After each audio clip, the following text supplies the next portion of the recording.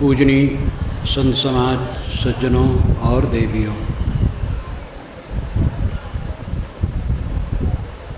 कुछ बात समझने की होती है और कुछ बात समझ करके करने की होती है। पहली बात है कि कुछ बात ऐसी होती है कि हम समझ जाएं तो उसमें करना कुछ नहीं, समझना ही मात्र काफ़ी है। दूसरी बात है समझ के करना पड़ता है।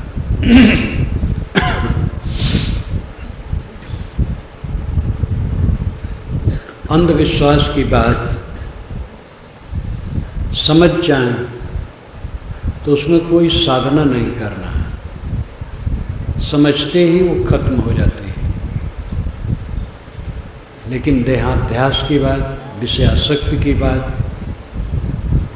केवल समझने से समाप्त नहीं होती,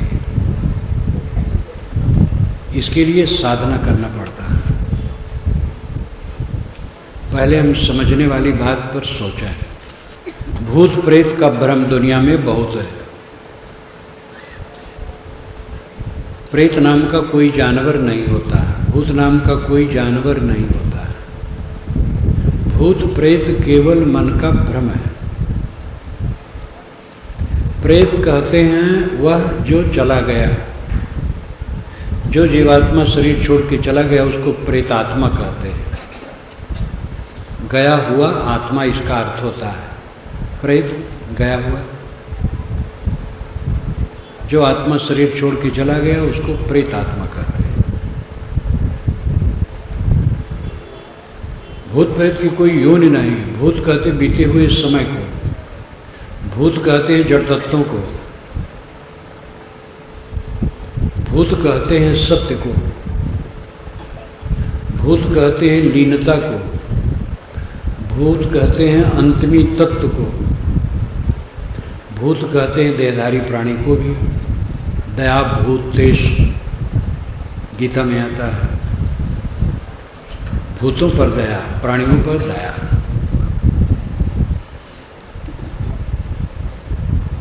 भूत प्रेत की कोई योनि नहीं है। लोगों को भूत प्रेत लगते हैं, पढ़े लिखे लोगों को सताते हैं, पढ़े लिखे लोग भी झाड़ फूक करवाते हैं, केवल अंधविश्वास। इसको आप ठीक से समझ जाएं तो भ्रम उड़ जाएगा। मैं भी भूत प्रेत कभी मानता था। कबीर साहब की वाणी मिली, पारक सिद्धांत की रोशनी, सब उड़ गई, कुछ नहीं रहा। भूत प्रेत का भ्रम होता है दृष्टि दोष से। एक बार मैं कलकत्ता में था, बाथरूम से निकला तो लगा कोई पीछे आ रहा है। घुमाया सिर, देखा तो कोई नहीं। फिर चला, फिर लगा पीछे आ रहा है। फिर सिर घुमाया तो कोई नहीं। तो बात ये थी कि स्नान करके अचला ऐसे बांध लिया था और कपड़ा ऐसे लटका था। जब चलूं तो एक कपड़ा का प्रभाव पड़े तो लगे कि पीछे कोई आ रहा है, और पीछे लौट के देखो तो कोई नहीं। हमें तो भ्रम नहीं था, नहीं तो आदमी दौड़ता और कहता देखो हमारे पीछे कोई आ रहा है, यहाँ कोई भूत है। दृष्टि दोष से कुछ तो कुछ दिखता है। भूत प्रेत कहीं नहीं होते हैं, चुड़ैल कहीं नहीं होती है, दिशा शूल नाम की कोई चीज नहीं। जिस दिशा में जिस दिन जाना चाहो जाओ निष्फिक्र होकर। मंगल बुध उत्तर दिश काला, मंगल और बुध को उत्तर दिशा में जाओगे तो काल है। लेकिन मंगल बुध को भी बॉम्बे से दिल्ली के लिए ट्रेनें बसें छूटती हैं।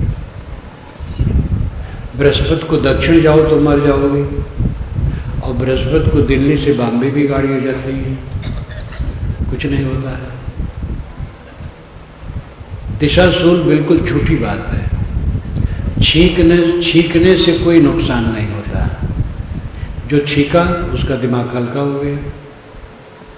आप किसी काम से चले, कोई छींक दिया, कोई बिगाड़ नहीं होगा।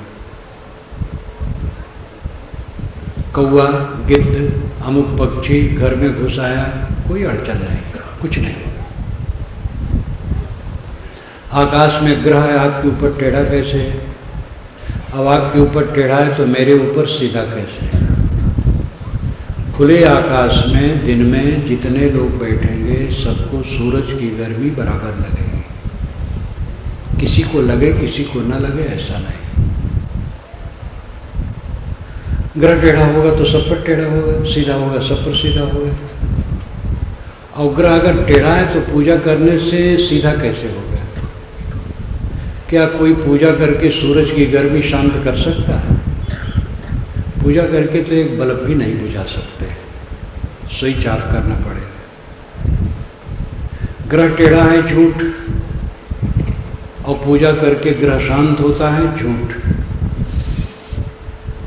अंग फड़कने से कोई यहाँ लाभ नहीं होता है। दाहिना बायां जो अंग फड़ के बिल्कुल निश्चिंत रहो, वायु विकार से फड़कता है।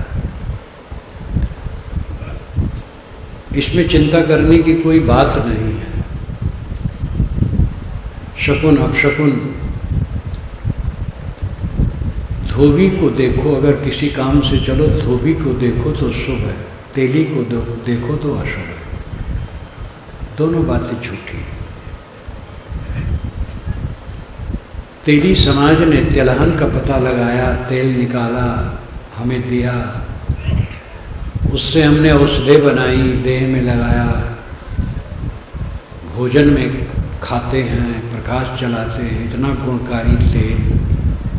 और उसको देने वाले समाज को हमने निंदित किया, ये अपराध किया, पाप किया। तेली देखने से अशुभ होता है, झूठी बात। धोबी देखने से शुभ होता है, झूठी बात।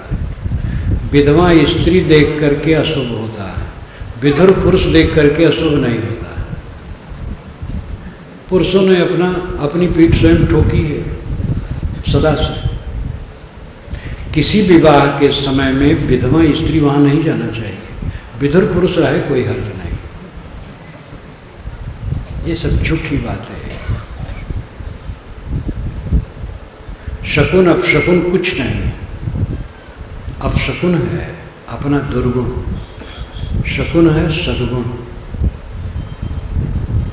कोई वायव्य शक्ति नहीं है जो आकाश में तैरती हो और आपके ऊपर चढ़ बैठे।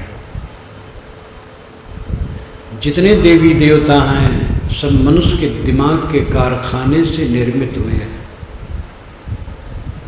सारे देवी देवताओं के निर्माण का कारखाना मनुष्य का मस्तिष्क है। जैसे मनुष्य वैसे अपने देवता का रचना करता है। किसी का देवता मांस खाता है, किसी का देवता मांस नहीं खाता है। वैष्णव का देवता कभी मांस नहीं खाता है, मिठाई खाता है, फल खाता है, मेवे खाता है, मांस कभी नहीं खाता है। और कुछ ऐसे उपासक हैं जिनका देवता मांस खाता है, बकरा खाता है, सूअर नहीं खाता है। और किसी का देवता सूअर का भी और बकरे का भी खाता है, किसी का गाय का नहीं खाता है। किसी का देवता गाय भी खाता है। किसी का देवता मांस तो खाएगा लेकिन शराब नहीं पिएगा, और किसी का देवता मांस शराब सब खाए पिएगा। क्यों? क्योंकि भक्त जैसा खाता पीता वैसा खिलाता है। जब राम चित्रकूट में थे, वही गए थे, टिके थे, और भरत उनको बुलाने गए। तो भरत ने राम से कहा, भैया पिताजी का स्वर्गवास हो गया। तो राम ने झोपड़ी में जाकर के कहा, सीते तेरे ससुर चल बसे। तीनों रोने लगे। सीता आगे करके राम लक्ष्मण चले मंदाकिनी में पिंडदान करने के लिए। राम के जमाने में पिंडदान होता था कि नहीं ये बात अलग है, लेकिन जब रामायण का अंश लिखा गया तब पिंडदान का प्रचलन था, इसलिए पिंडदान लिखा गया। गोस्वामी जी ने ऐसा भी बाजा बजवाया है जो मुसलमानी जमाने में बाजा था, राम के विवाह में बजवा दिया। लेखक अपनी बात ठोक देता है कहीं भी। तो इंगुदी फल का गूदा निकाल करके पिंड बनाया। कौशल्या ने कहा, राजा इस कसैले पिंड को कैसे खाएंगे? विश्वास है कि जब पिंडदान किया जाता है तो मरा हुआ आदमी खाता है। तो राम कहते हैं, यदन्न पुरुषो भवति तदन्नस्तस्य देवता। आदमी का जो भोजन होता है उसका देवता वही तो खाता है। राम फल फूल खाते थे, तो आप क्या दे? पिंडदान वही फल फूल का दे रहे हैं। यदन्नस पुरुषो हो तदन्नस तस्य देवता। जो अन्न मनुष्य का होता है उसका देवता वही खाता है। सारे देवी देवताओं के निर्माण के कारखाने मनुष्य के मस्तिष्क हैं।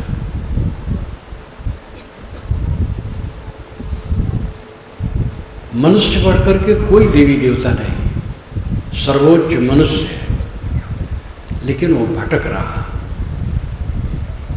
जो निर्जीव है उसके सामने प्राणियों की हत्या करके उसको खुश करने का आडंबर किया जाता है,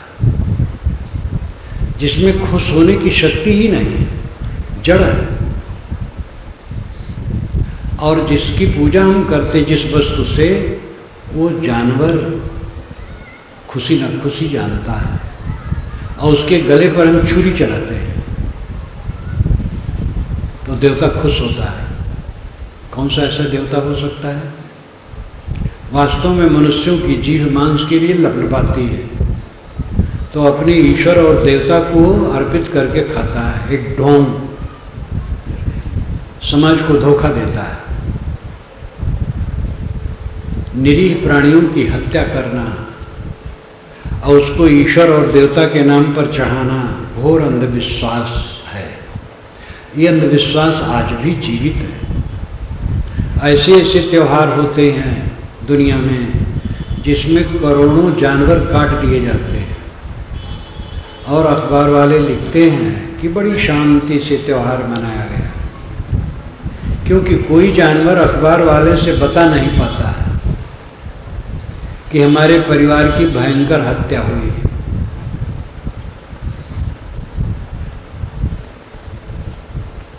देवी देवता मनुष्य बढ़ करके कोई नहीं। वैसे दैव कहते हैं अपने कर्म के फल को। दैव का अर्थ दैववशात अपने कर्म प्रारब्धानुसार सुख दुख होता है।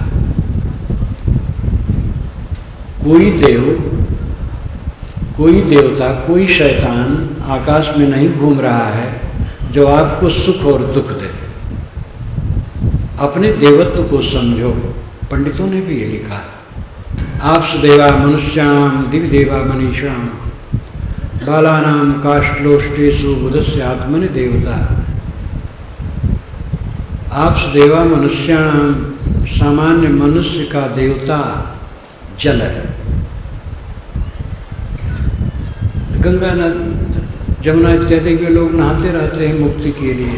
सामान्य लोग जल को देवता मानते हैं। आपस देवा मनुष्याणाम दिव्य देवा मनीषाम। विद्वान लोग चांद सितारे को देवता मानते हैं। बाला नाम काष्ठलोष्टेषु, बाल बुद्धि वाले काष्ठ और मिट्टी इत्यादि की पिंडियों को देवता मानते हैं। लेकिन बुधस्य आत्मनि देवता, विवेकवान आत्मा को देवता मानता है। सारे देवताओं की रचना करने वाले आप हैं। मनुष्य कहता मैं तो तुच्छ हूं। अगर आप तुच्छ हैं तो श्रेष्ठ कौन है? आपने ये जाना है कि पानी का स्रोत जमीन में है, और तेल का स्रोत है, पेट्रोल का स्रोत है, रत्नों की खान जमीन में है, पत्थरों की खान, चूने की खान। लेकिन ज्ञान विज्ञान की खान अथवा स्रोत पृथ्वी में कहीं नहीं है। ज्ञान विज्ञान की खान और स्रोत मनुष्य। दुनिया में जितने ईश्वर के रूप गढ़े गए हैं मनुष्य के गढ़े हुए हैं, और जितने देवता के रूप गढ़े गए हैं मनुष्य के गढ़े हुए हैं। जितना ज्ञान विज्ञान है मनुष्य का दिया हुआ है। दुनिया के जितने शास्त्र हैं मनुष्यों की रचनाएं हैं। वैसे अपने अपने शास्त्रों को आकाश से लोग बताते हैं, आकाश से आया है, ईश्वर ने लिखा है। ये धांधलेबाजी है। दुनिया की सारी किताबें मनुष्यों की रचनाएं हैं। ज्ञान विज्ञान का जो स्रोत है सारे ईश्वरों और देवताओं की कल्पना करने वाला है, सारी पूरा पूजा पद्धतियों की रचना करने वाला है, सारा कुछ करने वाला है, उस मनुष्य को हमने तुच्छ कहा। यह भयंकर अपराध हुआ है धर्म के क्षेत्र में, अनजान में, अज्ञान में। सदगुरु कबीर ने जगाया है, जागो, बाहर कुछ नहीं, नर नारायण रूप है तू जन जाने थे। और ये बातें शास्त्रों में भी है। नहीं सप्तः प्रतिसपामि किंचित दमं द्वारम अमृतसेव वेदिम गुह्यम ब्रह्म तदिदम ब्रवीम नहीं मांसा श्रेष्ठतर में किंचित। ये महाभारत के आखिर में आता है। जो मुझे गाली देता है उसको मैं गाली नहीं देता हूँ। नहीं सप्तः प्रतिसपामि किंचित, सप्त नाम गाली खाया हुआ। नहीं सप्तः प्रतिसपामि किंचित, जो मुझे गाली देता है मैं उसको गाली नहीं देता हूँ, थोड़ी भी गाली नहीं देता हूँ। क्योंकि दमम द्वारम अमृतसेव वेदिम, मैंने समझ लिया है कि आत्मदमन ही अमृत का द्वार है। अपने आप का दमन कर लेना, अपने आप को शांत कर देना अमृत का द्वार है। गुह्यम ब्रह्म तदिदम ब्रवीम, मैं एक गोपनीय बात यहाँ कह रहा हूँ। नहीं मानसा श्रेष्ठतर में किंचित, मन से बढ़ करके श्रेष्ठतर कुछ नहीं। मानुष तेरा गुण बड़ा, मनुर्भोजनया दिव्यम जन्म, ये वेद का मंत्र है। मनुष्य बनो और दिव्य जन समाज पैदा करो। शास्त्रों में सूत्र फैले हैं, चुनाव करना चाहिए। और उन्हीं शास्त्रों में जंजाल है, उसका निर्चीर विवेक करना चाहिए। कोई शास्त्र स्वतः प्रमाण नहीं है। किसी शास्त्र में कुछ सच होने से सब सच नहीं, और कुछ झूठ होने से सब झूठ नहीं। जो सच है वो सच है, झूठ है वो झूठ है। इसलिए साहब की ये साखी स्वर्ण स्तंभ की तरह खड़ी है। साधु ऐसा चाहिए जैसा सूप सुभाए, सार सार को गही रहे थोथा दे उड़ाए। साधु ऐसा चाहिए जैसे सूप का स्वभाव होता है, वो सार सार को ग्रहण करे और थोथा को उड़ा दे। वेद के ऋषि सूप का उदाहरण देते हैं। सत्य में उदित नापनंतो यत्र धीरा मनसा वाचम कृत, अत्रा सखाया सख्या न जानते भद्रेशाम लक्ष्मी नेतादिवाज। सप्तुम यु तितौना, सप्तुम सतुआ, तितौना नाम चालना। सत्तू की तरह, सत्तू जैसे चला जाता है वैसे मनसा वाचम कृत, मनसा मन से, वाचम वाणी को अकृत करो, चालो।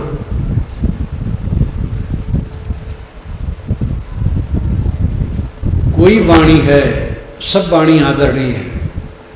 वेद जैसे आदरणीय है, कुरान बाइबिल वैसे आदरणीय है।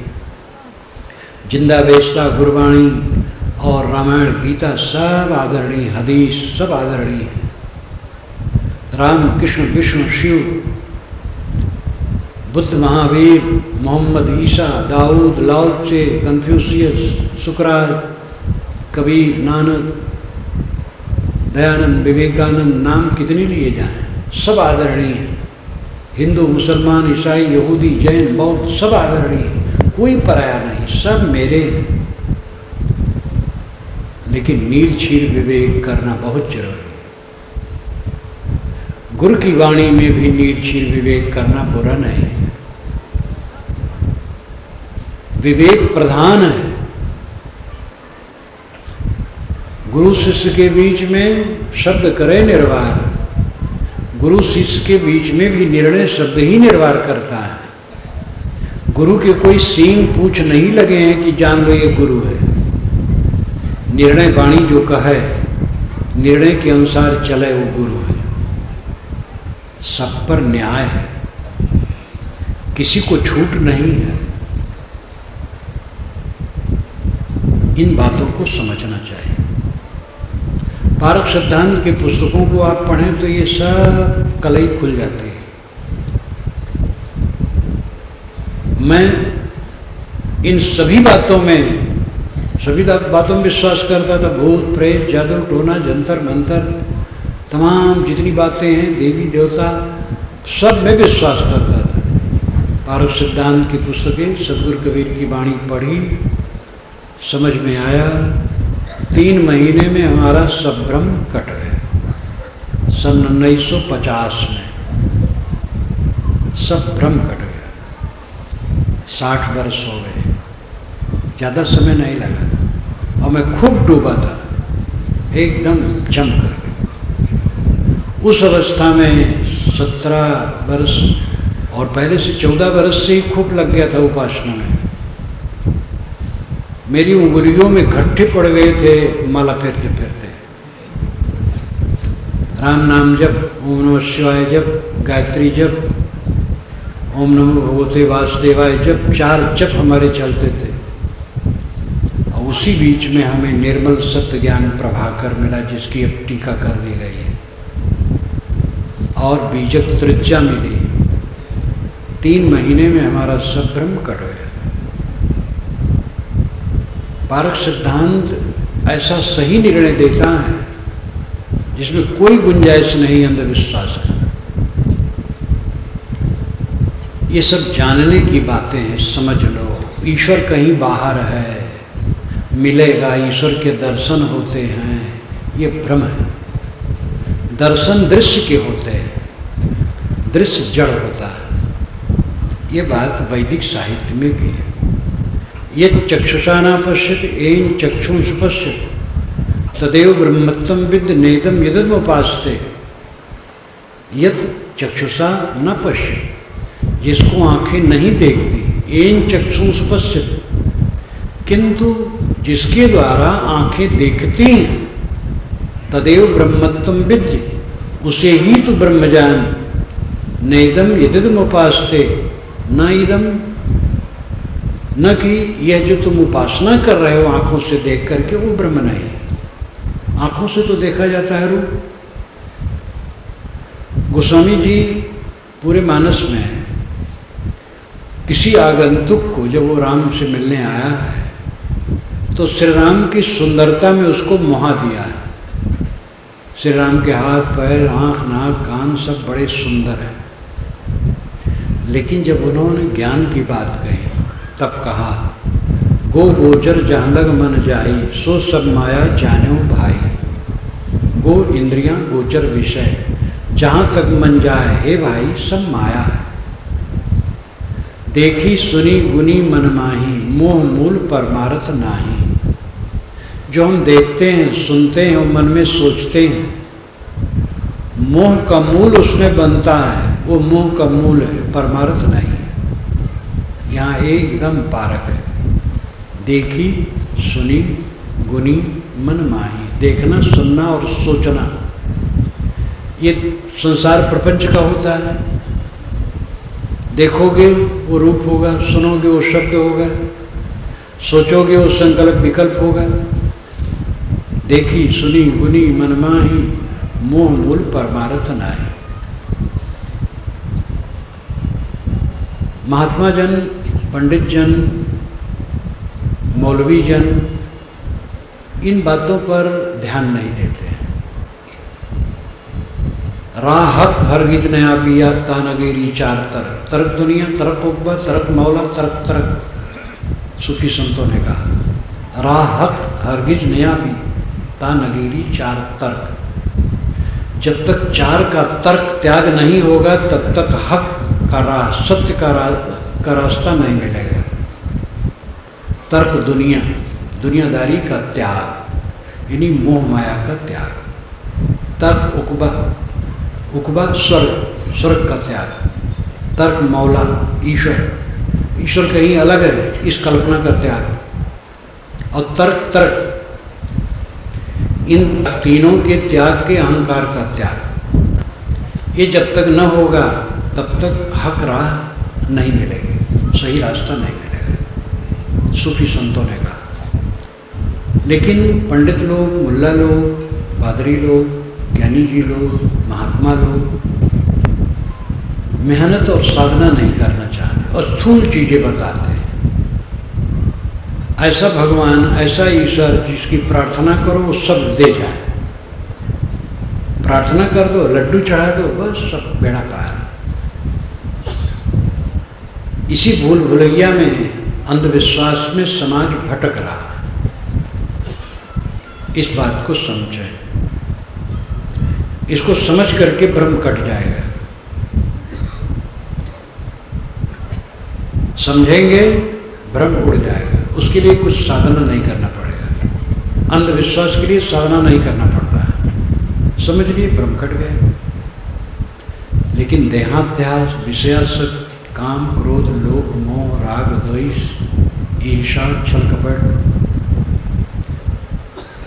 ये सब देहाभिमान की गहराई में गड़े हैं।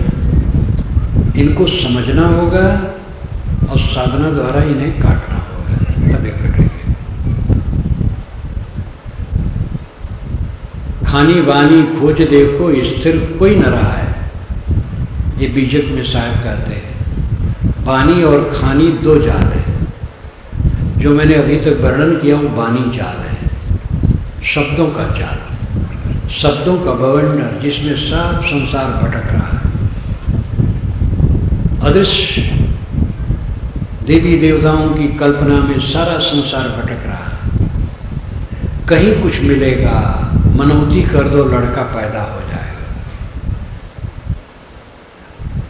महात्मा लोग आशीर्वाद देने बैठे हैं। आज भी कई दर्जन अवतार भारतवर्ष में हैं, वे सब कुछ देने को तैयार हैं और अपना बीमार रहते हैं। धार्मिकों ने अंधविश्वास खूब फैलाया है। बिना परिश्रम के धन और भोग लोग चाहते हैं, बिना साधना के मोक्ष और शांति चाहते हैं। तो इसको देने के लिए गुरु लोग बैठे हैं, लेकिन वो धोखेबाज है। बिना मेहनत के धन नहीं मिलेगा, बिना साधना के शांति नहीं मिलेगी। मेहनत करो। मेहनत में यह है तकदीर, प्रारब्ध,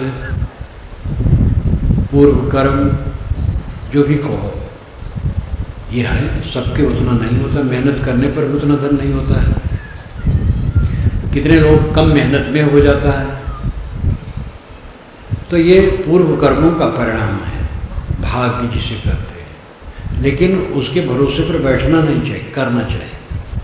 करें। बिना किए भी आलसी का भी पेट भर जाता है, लेकिन वो उचित नहीं है, करना चाहिए। जो जिस श्रेणी में है परिश्रमी हो, परिश्रम करें, पेट भरेगा। संसार की चीज़ें समान नहीं हो सकती। हम लोग बैठे हैं, सबके शरीर समान कहाँ है? सबकी बुद्धि समान नहीं है, सबकी प्रतिभा समान नहीं है। दुनिया में विभिन्नता है, इसलिए दूसरे की तुलना में कभी न पड़ो।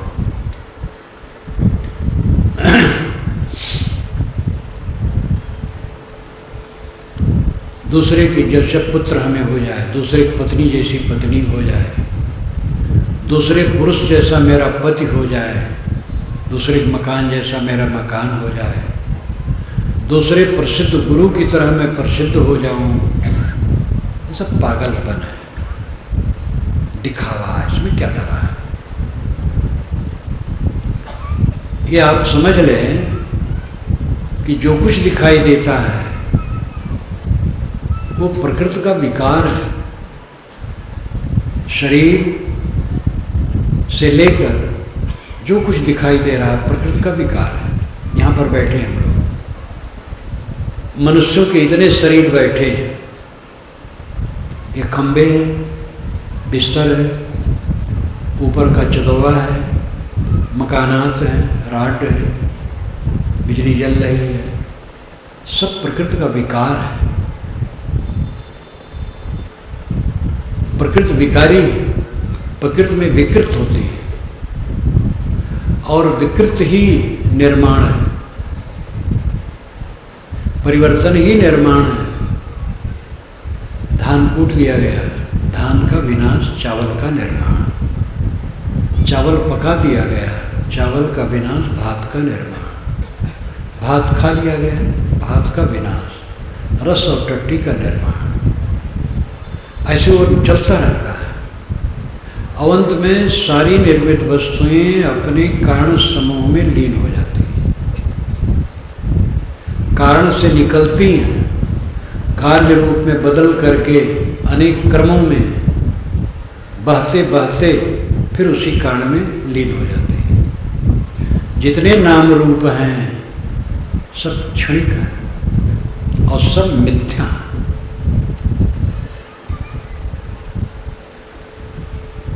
एक मिथ्या वह है जो कभी ना हो, एक मिथ्या वह है जो अभी हो फिर ना हो। खरगोश के सींग कभी नहीं होते, मनुष्य की हथेली में बाल कभी नहीं होते, आकाश में फूल कभी नहीं होते। ये एक झूठ है, मिथ्या है। और दूसरा, मेरा शरीर है लेकिन नहीं रहेगा, इसलिए ये भी मिथ्या है। अभी तो है लेकिन फिर नहीं रहेगा, ये भी मिथ्या है। आदावंते जिन्नास वर्तमाने तथा, जो आदि में नहीं है, अंत में नहीं है, वर्तमान में भी मानो वैसे ही कि नहीं है। हमारे माता पिताओं का जीवन कहाँ है, उनकी चीज़ें कहाँ हैं उनके पास।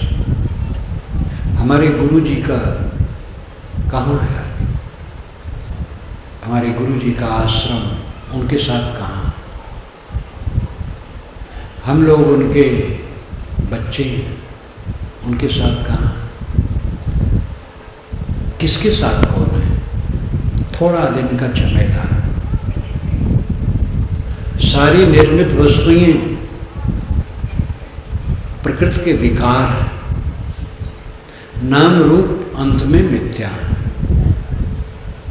मेरी इस लाश का नाम अभिलाष है, गुरु जी ने रखा है अभिलाष।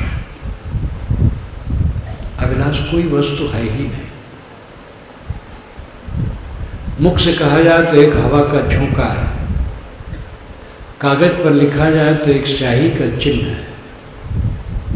अभिलाष खोजते खोजते कुछ कोई वस्तु मिलेगी नहीं। अब आजकल में ये शरीर मिट्टी में लीन हो जाएगा।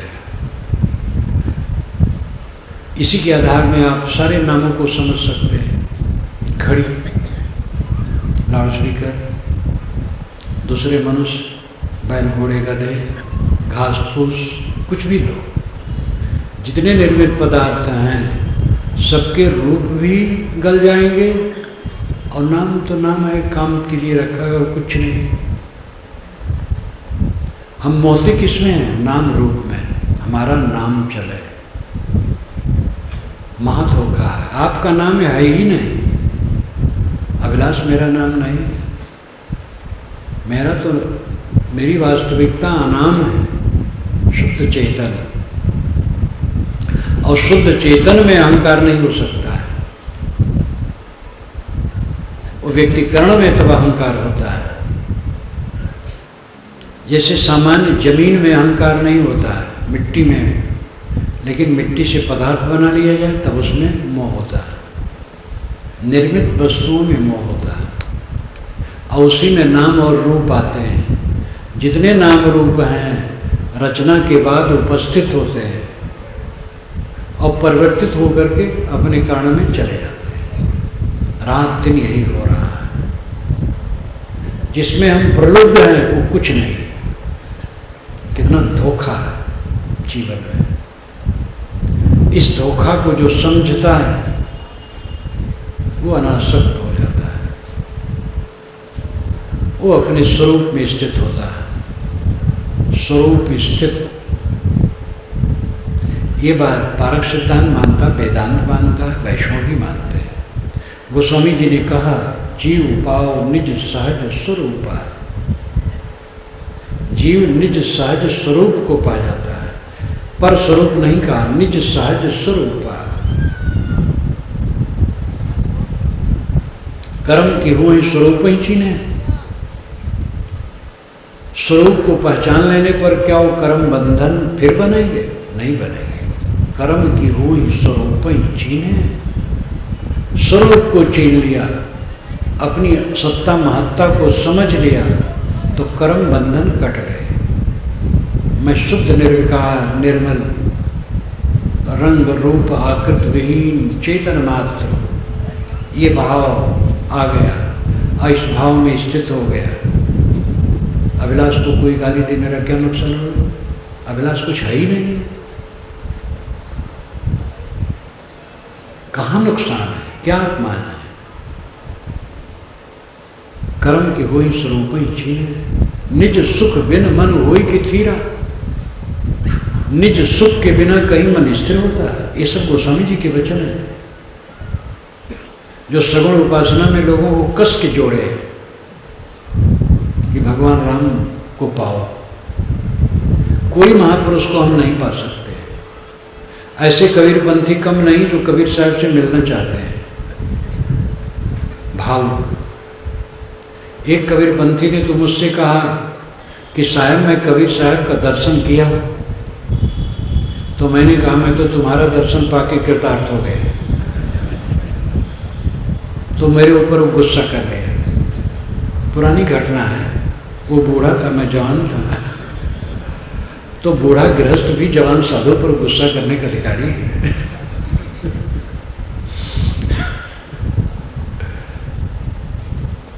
कितना अंधविश्वास है। जो महापुरुष शरीर छोड़ करके चले गए वो मिलने वाले हैं, उनकी हड्डियां भी नहीं होगी। इतना न समझ पाना कौन सा ज्ञान है? सभी महापुरुष हमारे सिर पर है, कोई महापुरुष मिलने वाले नहीं। शरीर छोड़ गए और किसी से मिल करके लाभ भी होने वाला नहीं।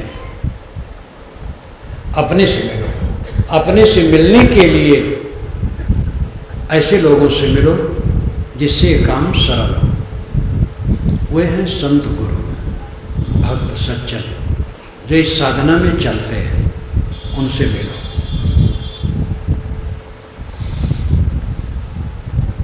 जो देहाभिमान है इसके लिए साधना करना पड़ेगा। देहाभिमान सारे अनर्थों की जड़ है।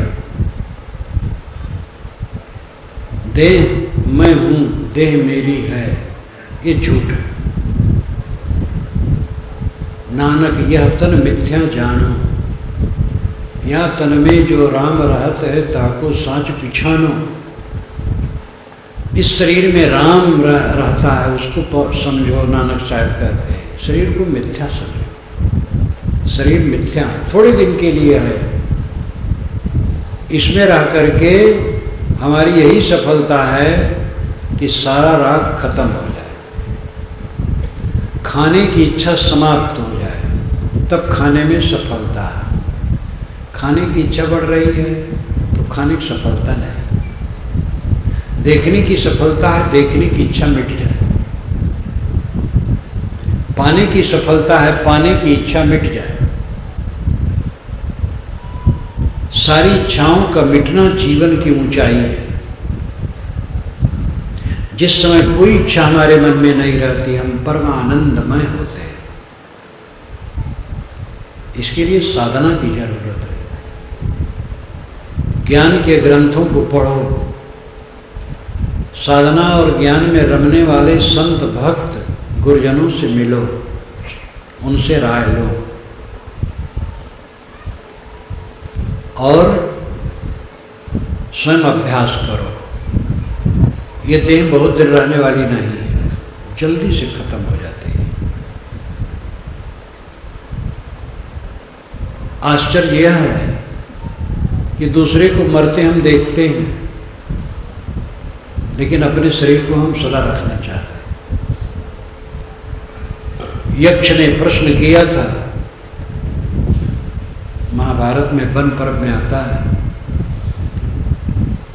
युधिष्ठिर से उसने प्रश्न किया, बहुत प्रश्न है, महाभारत में आता है। इस समय मैं महाभारत पर लिखता हूँ, तो ये प्रसंग लिख डाला, लंबा है प्रश्नोत्तर। उसमें एक प्रश्न आता है कि आश्चर्य क्या है। यक्ष पूछता है आश्चर्य क्या है, तो युधिष्ठिर कहते हैं अन्य भूतानि गच्छन्ति हि यमालय शेषास्थावर मिच्छन्द किमाश्चर्य मता परम। अहनि भूतानि, अहन अहन दिन दिन प्रतिदिन, भूतानि प्राणी यमालयम गच्छन्ति, यम के घर में जा रहे हैं। रोज रोज प्राणी मर करके जा रहे हैं, लेकिन शेषार जो बचे हुए अभी नहीं मरे हैं, अस्थावरम इच्छन्ति, यही रहना चाहते हैं। किम आश्चर्यमता परम, इससे अधिक आश्चर्य क्या होगा। हमारे साथी बराती चले गए, माता पिता ही नहीं, हमसे छोटे लोग चले गए, कम उम्र वाले चले गए। हमारे अपने माने हुए शरीर की भी वही दशा है। विवेकवान शरीर को पहले ही छोड़ेगा था। जो शरीर को छोड़ के जीता है, आनंदमय होकर के जीता है। शरीर को पकड़े जिएगा तो दुखी होगा, भयभीत होगा। शरीर को छोड़ के जियो, छोड़ के जीने मतलब जार खा के नहीं, मोह छोड़कर। शरीर है क्या, चाम का थैला, उसमें हड्डी मांस नस रक्त टट्टी पेशाब भरी, अब वही ठो रहे हैं हम लोग। कल्पना करो, एक आदमी चाम के थैले में हड्डी मांस टट्टी पेशाब भरे यहीं आ जाए, सब डंडे से खदेड़ोगे, भागो यहाँ से। और हम लोग सब यही थैला लेके बैठे हैं। है इसमें क्या गंदगी के अलावा? इसमें कभी सुख पाए हो? जब से जन्म लिए हो, रोने के सिवा कुछ मिला है? फूट फूट के रोए हो, हंस हंस के रोए हो, बिना हंसे और रोए रोए हो, सब समय तो रो रहे हो। असंतोष असंतोष असंतोष, खिन्नता खिन्नता, शिकायत शिकायत शिकायत, ये रोना है कि नहीं? रोते रोते आदमी जन्मता है, शिकायत करते करते जीता है, और पछताते पछताते मरता है। जानवर न रोते रोते जन्मता है, न शिकायत करते जीता है, न पछताते मरता है। आदमी से जानवर ठीक है। क्यों? आदमी में शक्ति ज्यादा है सोचने की, तो जिधर सोचना चाहिए उधर नहीं सोचता है, गलत सोचता है, इसलिए दुखी है। कल्याण की भूमिका मनुष्य शरीर में है। बैल कल्याण नहीं कर सकता, ज़्यादा सोच नहीं पाता है, ज़्यादा सोच नहीं पाता इसलिए झंझट में भी नहीं है। हम लोग ज़्यादा सोचते थे, झंझट में हैं। अगर हम सोचना सकारात्मक कर लें तो मुक्त होके जिए। सोचना सकारात्मक करो, नकारात्मक नहीं। आपके परिवार में जितने लोग हैं अच्छे, स्वभाव अलग है। कोई तामसी है, कोई राजसी है, कोई सात्सी है, कोई खरखर भर भर बोल देता है, कोई मीठा बोलता है, कोई कम बोलता है, कोई ज़्यादा बोलता है, कोई थोड़ा कम काम धाम कर पाता, कोई ज़्यादा करता है, कोई आपके अनुकूल बात कर देता है, कोई आपके अनुकूल कम बात कर पाता है। ये सब स्वभाव है, इसको सहो। सब अच्छे, सबसे सकारात्मक दृष्टि अपनाओ। नकारात्मक से जीवन कट हो जाता है, सकारात्मक से जीवन मीठा होता है। इस पर लोग ध्यान नहीं देते। दूसरे की बुराई बारीकी से सोची जाती है, अपनी बड़ी बड़ी बुराई कुछ देखने में नहीं आती। दूसरे तिनका बड़ा दिखता और अपना लट्ठा भी तिनका जैसा भी नहीं दिखता। ये हमारा दोष है। साधक वह है जो अपने दोषों को देखता है, जो दूसरे के दोषों को देखता है बाधक है, अपने आप के लिए बाधक। सुधार के लिए ठीक है, साथी बाराती के सुधार के लिए उनके दोषों को देख के उनको प्रेम से समझाओ, करुणा से समझाओ, ये ठीक है। लेकिन द्वेष से कटु कह करके, दुखा करके, सब में फैला करके कि ऐसे हैं, ये तो नरक करना अपने मन को है। देह छोड़ करके जियो, सुखी रहना चाहो तो देहाभिमान छोड़ दो। मरते मरते जगमुआ मोए न जाना कोय, ऐसा होए कि ना मुआ बहुर न मरना होए। साहब कहते मरते मरते तो संसार के सब लोग मर रहे, मरने का ढंग नहीं जानते। ऐसा हो कि नहीं मरते जिससे फिर मरना ना हो। अमरत्व तो कहाँ मिलता है? जब अमर आत्मा का बोध हो और आत्म शांति हो, देहाभिमान गल जाए।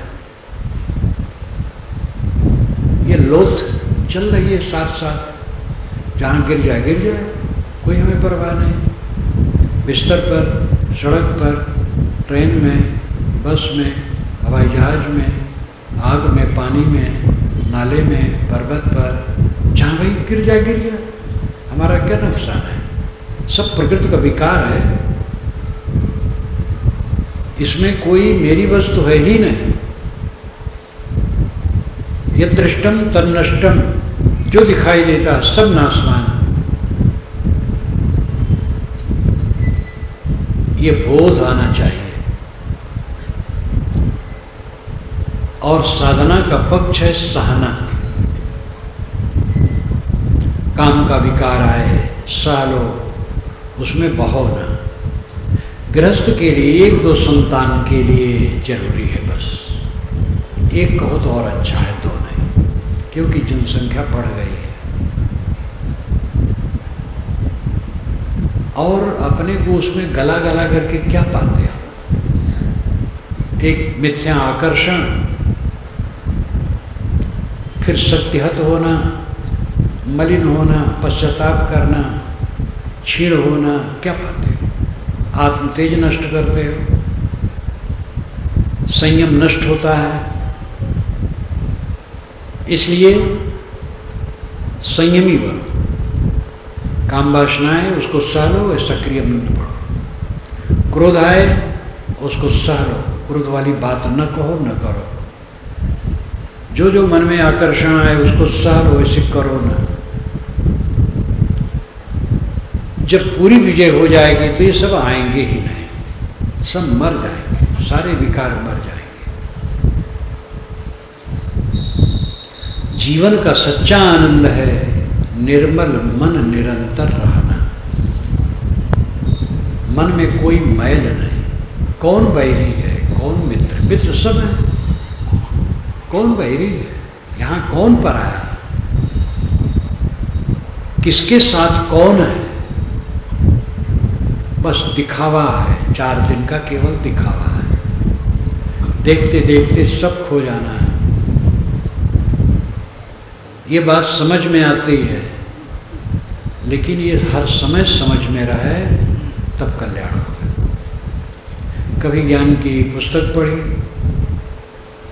संतों की वाणी सुनी, किसी के मौत में गए, उसके दाह संस्कार में, तब ये बात याद आई तो इतने से काम नहीं बनेगा। साधना द्वारा इसको एक रस बनाना होगा। जुगनू की तरह चमक चमक करके कहीं काम बनेगा?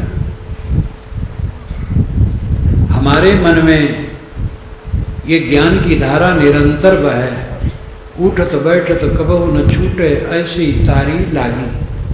सदगुरु कबीर कहते, उठत बैठत कबहु न छूटे ऐसी तारी लागी। तारी नाम ध्यान। ऐसा ध्यान लगा कि उठते बैठते कभी छूट नहीं रहा। निरंतर अनुराग। इन देवियों को जब पहला बच्चा होता है, कितना मोह उसके लिए, सभी बच्चों के लिए होता है, लेकिन पहला उठा लड़का, हरदम उसका मन उसी में रहता है। गाय को देखो, उसका मन बछड़े में रहता है। उसके बछड़े के पास कोई जाए तो गाय मारने दौड़ेगी। ये निरंतर ध्यान है। जिसको अनुराग है, अनुराग जे निज रूप सो जब ते विलक्षण देखिए, संतोष सम शीतल सदा दमदेवंत न पेखिए, निर्मल निरामय एक रस्ते हर शोक न व्यापई, त्रैलोक पावन सो सदा जाकी दशा ऐसी भई। ये गोस्वामी जी ने विनय पत्रिका में लिखा है। एक लंबा पद है, उसकी एक कड़ी है। अनुराग जे निज रूप, एक बिल्कुल पारक वचन है। अनुराग जे निज रूप सो जगते विलक्षण देखिए। जिनको निज रूप से अनुराग है, आत्मा से अनुराग है, वो जगत से विलक्षण रहता है। संतोषम शीतल सदा दंदेवंत न पेखिए, वो संतोषी होता, सम होता है, शांत शीतल होता है, अपने पर संयम रखता है, देहाभिमानी नहीं होता है। निर्मल निरामय एक रस्ते हर श्लोक न व्यापी, उसका मन निर्मल होता है। निरामय निरोग, मन निरोग होता है। एक रस, उसको हर शोक नहीं व्यापता है। त्रैलोक पावन सो सदा जाकी दशा ऐसी वही। ऐसी दशा जिसकी हो गई वो तीनों लोक का पावन है। भारतीय परंपरा में तीन लोक समग्रता का बोधक है। विदेशों में भी ये विद्वानों ने कहा है। लाओ त्से ने चीन में जो आश्रय जरदसपूर्व हुए हैं, धरती और स्वर्ग कहा। 2 या 3 कह करके पूरी दुनिया में पुराने ग्रंथों में बातें हैं। 3 लोक, 3 हो लोक प्रसिद्ध कबीरा, रविदास ने गाया। कबीर तीनों लोक में प्रसिद्ध है। तीनों लोक का अर्थ है व्यापकता, चारों तरफ फैला हुआ। तो त्रैलोक पावन सो सदा जाकी दशा ऐसी भई। जिसका मन निर्मल है, जो आत्मसंतुष्ट है, तृप्त है, सदैव ध्यान में है, ऐसी तारी लागी। साधना पर जोर दो। आप लोग समय निकालो, 24 घंटे में 1 घंटा जरूर निकालो, चाहे 2 बार में निकालो, आधा घंटा। ज्ञान के ग्रंथ पढ़ो। कैसेट सीडी का तो कैसेट उड़ गई, सीडी पुराने कैसेट जिसके पास है वो कैसेट से नहीं, सीडी से ज्ञान के प्रवचन सुनो, ज्ञान के ग्रंथ पढ़ो, और जो सुने और पढ़े हो उसके अनुसार अभ्यास करो। मन का निग्रह, विकारों का त्याग, अपने दोषों को देखना, अपनी बुराइयों को निकालना। दूसरे की बुराई हमें तकलीफ नहीं देगी, हमारी बुराई हमें तकलीफ देगी। दूसरा कोई हमें गाली दे, कोई हमारा नुकसान नहीं होगा। हमें पूरा सहना चाहिए। सह के देखो, अमृत हो जाओगे। अपने परिवार में रहते रहते देखो, जितने परिवार के लोग हैं, उल्टा पलटा जो कह दे आप सह लो, बस सहते जाओ। देखो कितना आनंद आएगा, कितनी तृप्ति मिलेगी। वे लोग भी समझ पाएंगे तो बदलेंगे। अब आपका तो परम कल्याण होगा। सह लेना, क्षमा करना, गम खाना, संतोष करना, अंतर्मुख होना, ये काम करो। आत्मा निर्मल है, स्वभाव से निर्मल है। हम तो उसमें विक्षेप डाल डाल करके उद्वेग पैदा करते हैं। क्रोध में हम कब तक रह सकते हैं? एक क्षण के लिए क्रोध आता है, नरक हो जाता है। क्योंकि क्रोध हमारे आत्मा का स्वरूप नहीं है। क्षमा कर देना, ये हमारे आत्मा के अनुकूल है। क्षमा से हम जीवन भर सुख से रह सकते, क्रोध में नहीं। काम, दुनिया का सबसे बड़ा सुख क्या है? काम, वासना, स्त्री पुरुष का सम्मिलन वाला काम। अब वो थोड़े समय में आदमी बिहबल, अशांत, मलिन, पश्चाताप में डूबा, क्षीण, उसमें कब तक रहोगे? लेकिन विचार पूर्वक उससे हट करके पूरा जीवन सुख से रह सकते हो। विकार आत्मा का स्वरूप नहीं है, विकार प्रक्षिप्त है, पड़ा हुआ। हमने उसको आमंत्रित किया है। जो आमंत्रित है उसको हटा दो, जो ग्रहण किया गया छोड़ दो। सारे विकारों को छोड़ दो, शेष स्वयं शिव स्वरूप हो। भजन असली है विकारों का त्याग। कोई नाम जपना, कोई मंत्र जपना बुरा नहीं है। वेद का मंत्र, कुरान की आयतें, बाइबल की वाणी, गुरवाली की वाणी, कहीं की वाणी है, सब बराबर है। कोई नाम हो, अल्लाह नाम हो, राम नाम हो, शिव नाम हो, सब बराबर है। जहाँ जिसकी निष्ठा हो जपे और उससे कुछ सात्विकता मिलेगी, अच्छा है। लेकिन ये सब हल्के फुल्के साधन है, इनसे बेड़ा पार नहीं होगा। बेड़ा पार होगा मन के विकारों को जलाने से। क्रोध, काम, द्वेष, ईर्ष्या, चिंता, उद्वेग, मन के नरक में पूरी दुनिया जल रही है। ये मन का नरक मिटाना होगा। मन का नरक ही मनोविकार है, इस साधना से मिटेगा। ये खाली जान लेने से नहीं मिटेगा। भूत प्रेत तो जान लिए, खत्म। लेकिन काम, क्रोध, ये जानने से नहीं मिटेंगे। इनको मिटाना पड़ेगा साधना द्वारा। मैंने आपसे कहा था कि कुछ बातें हैं जानने की, वो जान लो, समाधान हो जाएगा। कुछ बातें हैं जान करके करने की। वाणी जाल, जान लिए, समझ लिए, उसका भ्रम हट जाए। खानी जाल, देहाभिमान जनित, विषयासक्ति जनित दोष, समझ करके इनको दूर करने के लिए साधना करना पड़ेगा। और एक ही रास्ता और दूसरा रास्ता, सस्ते रास्ते मत पड़िए।